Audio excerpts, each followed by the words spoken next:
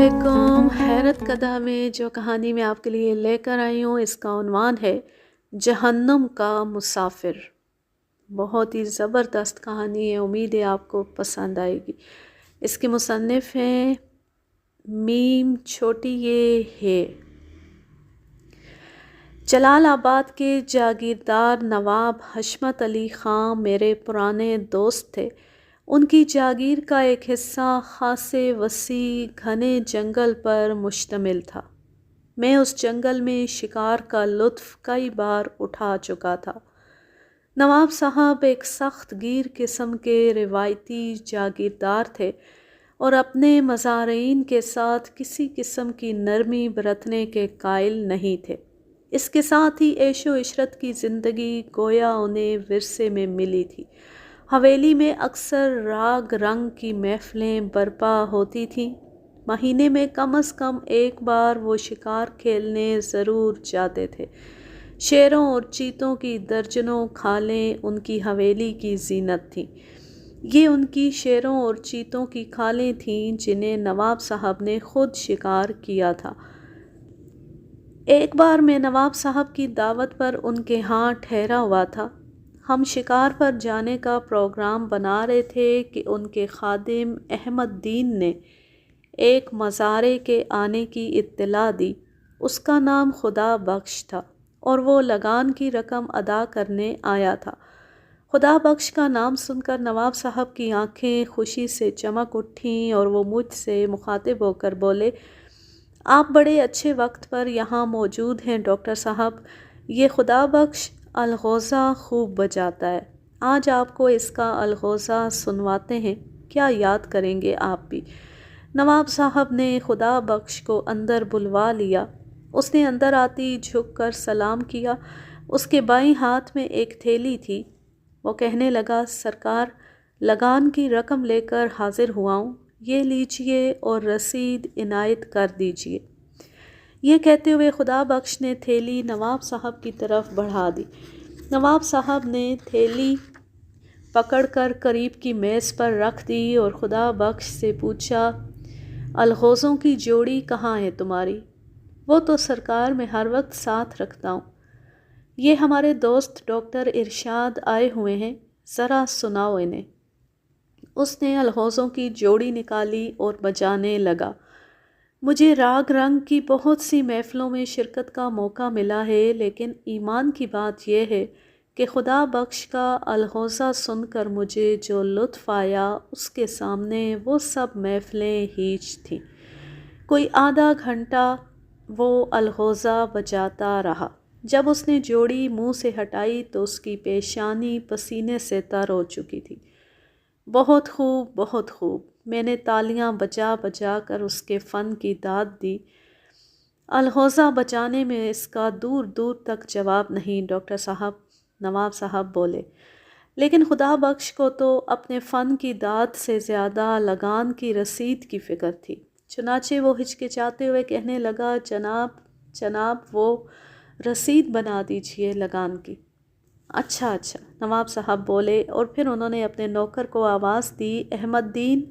जी सरकार। अहमद दीन फ़ौरन भागा भागा आया। मुंशी साहब को बुलाओ और कहो कि लगान का खाता साथ लेते आएं। अहमद दीन चला गया और थोड़ी देर बाद जागीर का मुंशी अलमदीन अपना खाता लिए दाखिल हुआ। मुंशी साहब ज़रा देखना खुदा बख्श के ज़िम्मे कितना लगान है। मुंशी साहब ने फ़ौरन खाता खोला, चंद औराक पलटे और फिर कहने लगे, कुल 315 रुपये हैं जनाब। अच्छा, और तुम्हारी थैली में कितनी रकम है खुदा बख्श? 315 रुपये हैं सरकार, आप तसल्ली कर लें। नवाब साहब ने मुंशी साहब को इशारा किया। मुंशी साहब ने थैली खोल कर रकम गिनी और रकम थैली में वापस रखते हुए कहा, पूरे हैं सरकार। अच्छा, तो इसकी रसीद बना दो।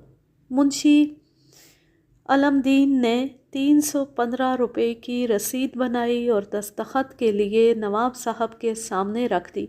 नवाब साहब ने कलम हाथ में लिया, लेकिन इससे पहले कि वो दस्तखत कर सकते यकायक तबीयत ख़राब हो गई। उन्हें चक्कर सा आया और वो लड़खड़ा कर ज़मीन पर गिर गए। میں نے اور منشی صاحب نے انہیں سنبھالنے کی کوشش کی، لیکن گرنے کے ساتھ ہی انہیں خون کی ایک بھرپور کے آئی اور اس سے پہلے کہ میں ان کے لیے کچھ کرتا وہ دم توڑ گئے۔ نواب صاحب کی یوں رحلت ہمارے لیے قطعاً غیر متوقع تھی۔ وہ اگرچہ 60-70 کے پیٹے میں تھے، لیکن ان کی صحت بہت اچھی اور قابل رشک تھی۔ کبھی کبھار ان پر ایک دورہ سا ضرور پڑتا، لیکن یہ کبھی بھی تشویشناک نہیں ہوتا تھا۔ جہاں تک مجھے علم تھا وہ شراب نوشی ضرور کرتے تھے، لیکن میں نے انہیں بہکے ہوئے یا مدہوشی کے عالم میں کبھی نہیں دیکھا تھا۔ نواب صاحب کی موت میرے لیے ہی نہیں، ان کے بیٹے صولت علی خاں اور حویلی میں مقیم تمام افراد کے لیے بے حد غیر متوقع اور حیرت ناک تھی۔ ان کے فرش پر گرتی خدا بخش نے باہر نکل کر دوسروں کو مطلع کر دیا تھا، اور دم بھر میں نواب صاحب کی لاش کے گرد ایک کوہرام بپا ہو گیا۔ ایسے عالم میں خدا بخش کو سوائے اس کے اور کچھ نہ سوجا کہ خاموشی کے ساتھ وہاں سے چلا جائے۔ خود میں نے بھی یہی کیا کہ نواب صاحب کی تجہیز و تکفین سے فارغ ہونے کے بعد واپس چلا آیا۔ اب شکار کا کوئی موقع نہیں رہا تھا۔ نواب حشمت علی خاں، جنہوں نے مجھے شکار کی دعوت دی تھی، خود اجل کا شکار ہو چکے تھے۔ درشتی اور سخت گیری کے لحاظ سے صولت علی خاں اپنے باپ سے بھی 4 قدم آگے تھا۔ خدا بخش بیچارے کو اس کا پتہ اس وقت چلا جب اسے نواب حشمت علی خاں کی موت کے کوئی 2 ماہ بعد نائے جاگیردار نواب صولت علی خاں کی طرف سے یہ نوٹس ملا: ہرگاہ کہ تم نے اپنے ذمے واجب الادا لگان کی رقم مبلغ 315 روپے تاحال ادا نہیں کی، بذریعہ ھذا تمہیں مطلع کیا جاتا ہے کہ اگر 15 روز کے اندر اندر اس رقم کی ادائیگی نہ کی تو تمہیں زمین سے بے دخل کر دیا جائے گا۔ نوٹس ملتی خدا بخش کے پاؤں تلے سے زمین نکل گئی۔ وہ تو بڑی مشکل سے لگان کی رقم جمع کرنے کے بعد نواب حشمت علی خاں کے پاس لے گیا تھا۔ 2 آدمیوں کی موجودگی میں رقم ادا کی تھی اور اب اسے دوبارہ پھر ادائیگی کا نوٹس مل گیا تھا۔ وہ اپنے سارے کام چھوڑ کر نواب صولت علی خاں کی خدمت میں پہنچا اور ہاتھ جوڑ کر کہنے لگا: سرکار، میں نے پہلے ہی بڑی مشکل سے رقم جمع کر کے بڑے نواب صاحب کی خدمت میں پیش کی تھی، اب آپ نے پھر نوٹس بھجوا دیا ہے۔ حالانکہ جب میں نے رقم کی تھیلی بڑے نواب صاحب کے حوالے کی تو آپ کے منشی صاحب نے تو تھیلی کھول کر رقم کی گنتی بھی کر لی تھی۔ کیا تمہارے پاس لگان کی رسید ہے؟ نہیں سرکار۔ جب بڑے نواب صاحب رسید پر دستخط کرنے لگے تھے تو ان کی طبیعت ایک دم خراب ہو گئی تھی۔ وہ لڑکھڑا کر فرش پر گر گئے تھے اور خون کی کے آنے کے بعد ان کا انتقال ہو گیا تھا۔ ان حالات میں رسید کہاں مل سکتی تھی؟ بڑے نواب صاحب کے انتقال کے بعد 2-1 بار میرے دل میں یہ خیال آیا کہ یہاں آ کر رسید حاصل کر لوں، لیکن یہی سوچ کر باز رہا کہ ابھی بڑے نواب صاحب کی موت کا زخم آپ کے سینے پر تازہ ہے، اس لیے مجھے جلدی نہیں کرنی چاہیے۔ مجھے کیا علم تھا کہ آپ رسید جاری کرنے کی بجائے مجھے دوبارہ ادائیگی کا نوٹس بھجوا دیں گے۔ ڈاکٹر ارشاد نہ سہی، منشی صاحب تو یہیں موجود ہیں، آپ ان سے پوچھ سکتے ہیں کہ میں نے رقم کی تھیلی بڑے نواب صاحب کو پیش کی تھی یا نہیں، اور منشی صاحب نے اس تھیلی کی رقم کی پڑتال کی تھی یا نہیں۔ تم باتیں بنانا خوب جانتے ہو، نواب صولت علی خاں نے غصے میں کہا، لیکن اس طرح کام نہیں چلے گا۔ میں نے منشی علم دین سے دریافت کیا ہے، اس کا بیان تمہارے بیان کی تائید ضرور کرتا ہے، لیکن حقیقی صورتحال یہ ہے کہ نہ تو تمہیں رسید جاری ہوئی ہے اور نہ وہ رقم کی تھیلی کسی حساب میں آئی ہے۔ اگر تمہیں رسید جاری ہوئی ہوتی تو بات ختم تھی۔ اگر وہ رقم کی تھیلی کسی حساب میں آئی ہوتی تو میں تمہیں نئی رسید جاری کر دیتا، لیکن ان دونوں باتوں میں سے ایک بات بھی نہیں، اس لیے یا تو ادائیگی کی رسید پیش کرو یا لگان کی رقم ادا کرو۔ جناب، آپ کو اچھی طرح معلوم ہے کہ ادائیگی کی رسید منشی صاحب نے بنائی تھی، لیکن بڑے نواب صاحب اس پر دستخط کرنے سے پہلے ہی فوت ہو گئے تھے۔ ہاں مجھے معلوم ہے، نواب سولت علی خاں نے کہا۔ پھر انہوں نے چند کاغذات الٹ پلٹ کرنے کے بعد کاغذ کا ایک پرزہ خدا بخش کی طرف بڑھاتے ہوئے کہا، یہ ہے وہ رسید جس کا تم بات بے بات ذکر کر رہے ہو، لیکن ابا جان کے دستخطوں کے بغیر اس کاغذ کے پرزے کی کوئی قانونی حیثیت نہیں۔ یا تو رسید پر ان کے دستخط ہونے چاہیے یا تم لگان ادا کرو، ورنہ زمین سے بے دخلی کے لیے تیار رہو۔ خدا بخش نے رسید نواب سولت علی خاں کے ہاتھ سے تھام لی اور بڑبڑایا، اس رسید پر بڑے نواب صاحب کے دستخط ہونے چاہیے، لیکن میں ان کے دستخط حاصل کرنے کے لیے کہاں جاؤں؟ چاہے جہنم میں جاؤ، مجھے اس سے کوئی سروکار نہیں۔ نواب سولت علی خاں نے گرج کر کہا، نوٹس کی میعاد ختم ہونے سے پہلے تمہیں اپنا حساب بے باک کرنا ہوگا، جاؤ۔ بہت بہتر جناب، خدا بخش نے کہا اور سلام کر کے باہر نکل آیا۔ رسید اس کے ہاتھوں میں کانپ رہی تھی، لیکن بڑے نواب صاحب کے دستخطوں کے بغیر اس کاغذ کے پرزے کی کوئی قانونی حیثیت نہیں تھی۔ جو شخص مر کر دوسری دنیا میں پہنچ چکا ہو، اس کے دستخط کوئی کیسے حاصل کر سکتا ہے؟ دوسری صورت میں اسے لگان کی رقم دوبارہ ادا کرنی تھی، اور اس رقم کا فراہم کرنا اب اس کے لیے کسی صورت بھی ممکن نہیں تھا۔ خدا بخش بوجھل دل کے ساتھ نواب سولت علی خاں کی حویلی سے نکلا اور اپنے گھر کی طرف واپس چل دیا۔ اس وقت اس کے دل و دماغ کی عجیب حالت تھی۔ وہ سوچ رہا تھا، کاش میں نواب صاحب کا مزارع ہونے کی بجائے کوئی پرندہ ہوتا جو اپنی مرضی سے جہاں چاہتا اڑ کر جا سکتا، جسے لگان کی ادائیگی اور بے دخلی کے جھنجھٹوں کا کوئی اندیشہ نہ ہوتا، یا پھر کوئی جنگلی جانور ہوتا جو جنگل میں آزاد زندگی گزارتا، لیکن اس کے پیروں میں مجبوری اور بے بسی کی سینکڑوں بیڑیاں پڑی تھیں۔ اپنی اور اپنے بال بچوں کی خاطر وہ ظلم و ستم سہنے پر مجبور تھا۔ وہ جانتا تھا نواب سولت علی خاں کی بات پوری کیے بغیر اس کی خلاصی نہیں ہوگی۔ انہی سوچوں میں کھویا ہوا وہ دیر تک چلتا رہا، اور جب اس نے نظریں اٹھا کر اپنے گرد و پیش کا جائزہ لیا تو حیرت کے ساتھ ساتھ خوف کی ایک لہر اس کے بدن میں دوڑ گئی۔ وہ جنگل کی طرف آ نکلا تھا۔ رات ہو چکی تھی اور آسمان پر چاند نکل آیا تھا۔ چاندنی میں اسے یہ اطمینان ضرور تھا کہ وہ بآسانی اپنا راستہ تلاش کر لے گا، لیکن اسے یہ بھی معلوم تھا کہ یہ جنگل ہر قسم کے جنگلی جانوروں کا مسکن ہے، اور کسی وقت بھی اس کا سامنا کسی خطرناک درندے سے ہو سکتا ہے۔ خطرناک درندوں کا خیال کرتے ہوئے یہ آرزو بھی اس کے دل میں پیدا ہوئی کہ کاش کوئی درندہ مجھے اپنی خوراک بنا لے اور میری جان اس عذاب بھری زندگی سے چھوٹ جائے۔ اس کے ساتھ ہی اسے کسی جنگلی جانور کی ہیبت ناک چنگاڑ سنائی دی۔ خدا بخش جو ایک لمحہ پہلے کسی درندے کی خوراک بن جانے کی آرزو کر رہا تھا، اپنی جان کے خوف سے فوراً لپک کر ایک بڑے سے پتھر کی اوٹ میں ہو کر بیٹھ گیا۔ اس کا دل دھک دھک کرنے لگا تھا۔ وہ یوں محسوس کر رہا تھا جیسے وہ چنگاڑتا ہوا درندہ اس کی طرف اب آیا کہ اب آیا۔ خاصی دیر تک وہ پتھر کی اوٹ میں دبکا بیٹھا رہا۔ رات کے سائے کچھ اور پھیل گئے تھے۔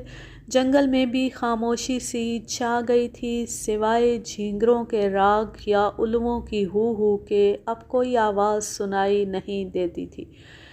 پھر بھی خدا بخش کو یہ حوصلہ نہیں ہو رہا تھا کہ وہ پتھر کی اوٹ سے نکل کر دوبارہ سفر شروع کر سکے۔ اچانک اسے اپنے سامنے کسی وجود کا احساس ہوا۔ درندے کے خیال سے وہ کانپ سا گیا، لیکن پھر یہ دیکھ کر اسے ذرا اطمینان ہوا کہ وہ کوئی انسانی وجود ہے۔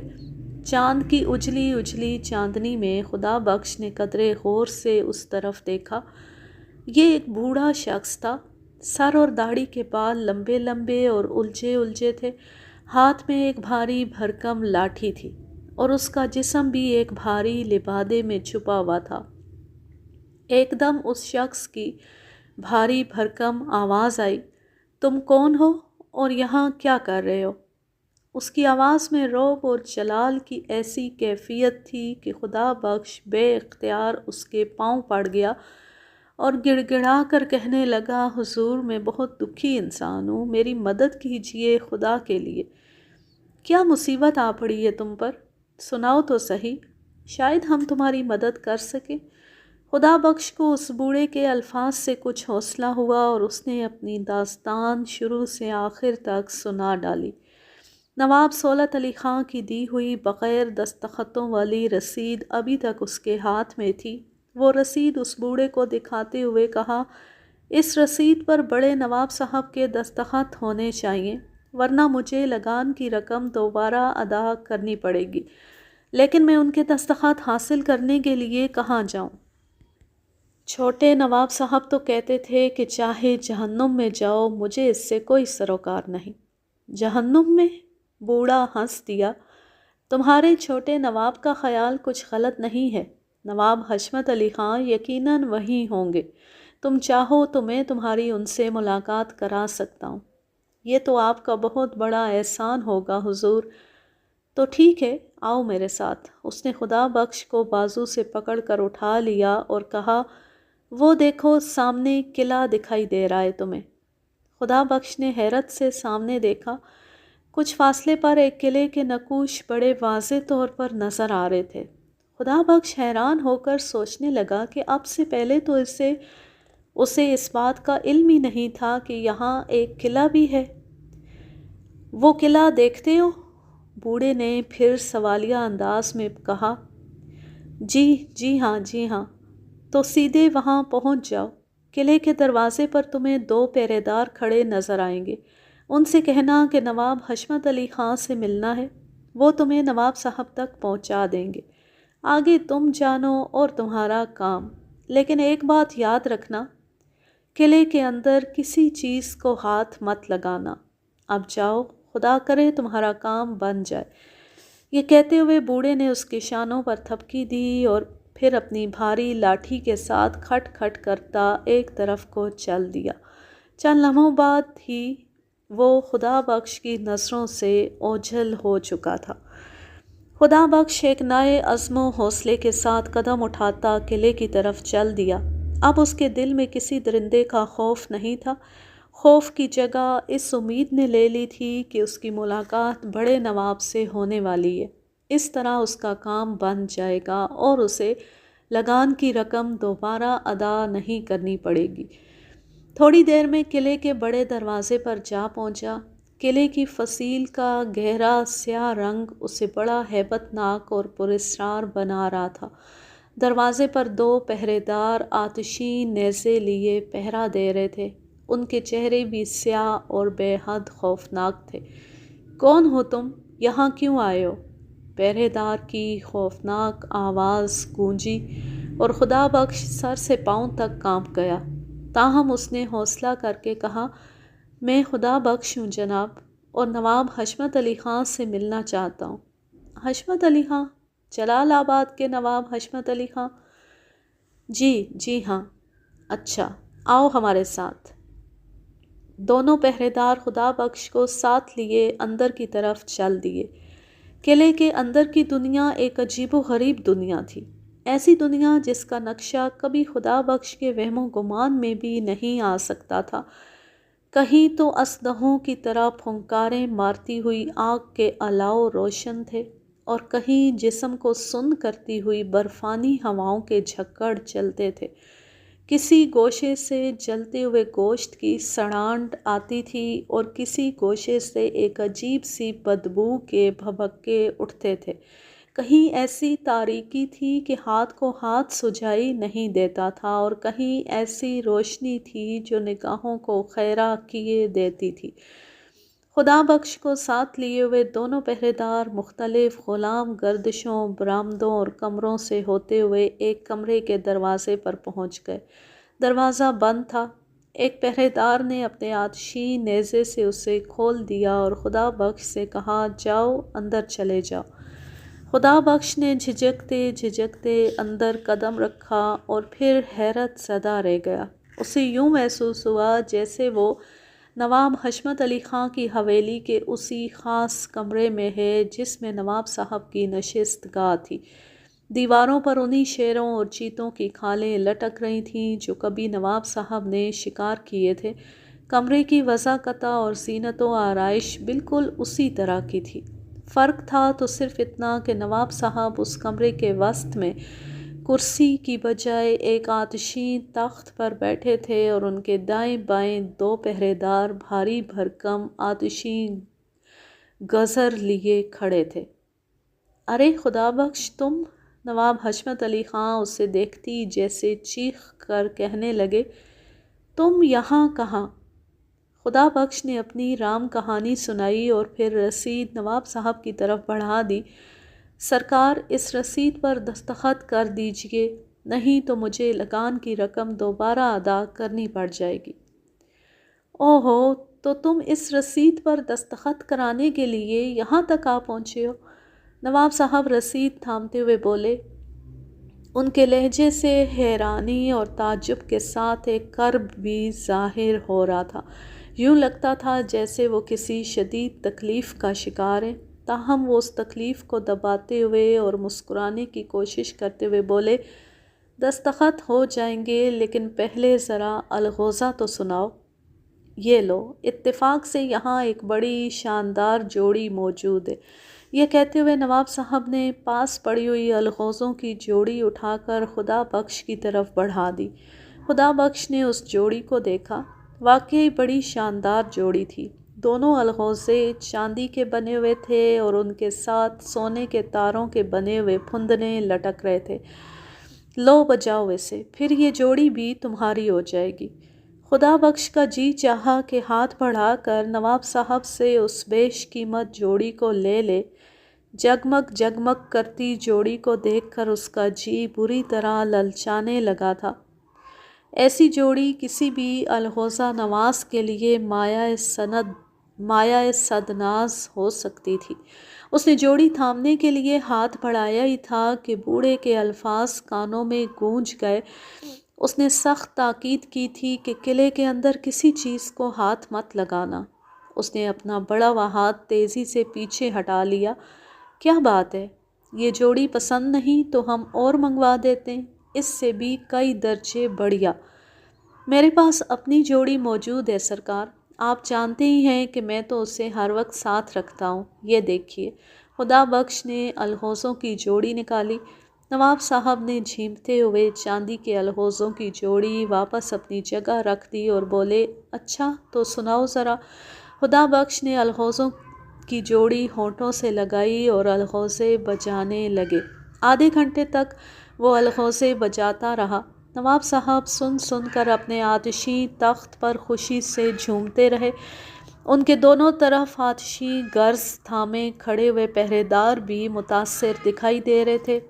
خدا بخش کی پیشانی پسینے سے تر ہو گئی تھی۔ پھر خدا بخش نے الغوزوں کی جوڑی ہونٹوں سے ہٹا لی اور اپنی پیشانی سے پسینہ پونچھتے ہوئے کہنے لگا، سرکار وہ رسید، ہم اس پر دستخط کیے دیتے ہیں۔